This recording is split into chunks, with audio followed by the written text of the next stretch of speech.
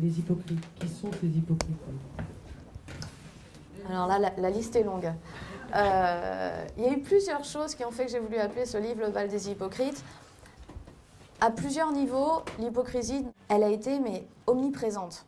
Il y a l'hypocrisie générale de tout le monde, et hommes comme femmes, qui est de ne pas comprendre et pourquoi on porte plainte des années plus tard. J'ai l'impression que les gens n'entendent pas quand les psys sont venus sur tous les plateaux de télé expliquer que c'était très très régulier. Alors ou ils font exprès, ou ils ne veulent pas savoir, ou il y a un truc qui les dérange, parce que je reçois encore aujourd'hui, après 6 mois de matraquage, après la manifestation du 5 et la journée d'hier où on a réexpliqué, je reçois encore des mails de gens qui me disent « Ah oui, non mais quand même, on ferait bien un effort pour vous croire, mais enfin 8 ans et demi pour se réveiller, pour porter plainte, faut pas déconner ». Je sais pas, je marche sur la tête, je me dis, mais vous écoutez un peu ce que disent les spécialistes. Ensuite, il y a eu l'hypocrisie du milieu journalistique.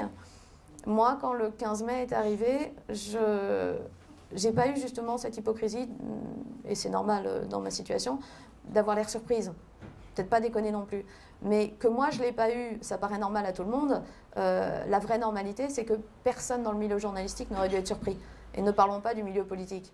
Donc, ça a été une espèce d'hypocrisie générale. Je crois que la phrase « ça n'est pas le Dominique que je connais », je crois qu'on l'a à peu près tous entendu 1 milliard de fois à la télévision.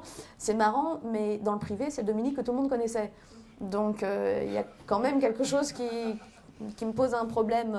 Et au-delà de l'affaire, ça me pose un problème parce que ça veut dire que ça ne gênait personne de cacher ce genre d'acte-là.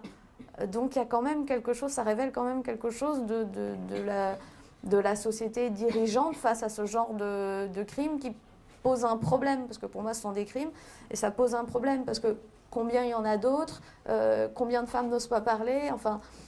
Et il y a une autre hypocrisie que j'ai découvert, là vraiment depuis le 15 mai, je crois que c'est une affaire où on a eu tous les rebondissements. Hein. Il est tout blanc, il est tout noir, il est tout blanc, tout varie.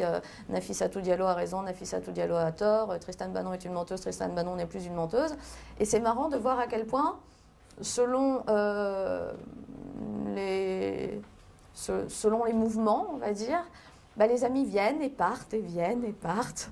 On a plein d'amis qui s'intéressent tout d'un coup à votre santé quand le vent tourne favorablement. Et puis, on découvre que Nafissatou Diallo a menti, donc plus personne ne vous assure de son soutien. Il y a cette hypocrisie-là aussi. Mais ce n'est pas dans le sens du règlement de compte que j'ai voulu faire ce livre. C'est dans le sens où je voulais vraiment que quelque part soit consignée la vérité parce que je devenais timbrée. Parce qu'il n'y avait pas un papier, pas un reportage. Enfin, je voyais à la télévision des journalistes dire « Ah mais quand même, on est très étonnés », mais les mêmes journalistes qui m'avaient croisé 2 ans avant en me disant qu'ils étaient parfaitement au courant de tout ça, mais quand même, c'était pas évident de le prouver.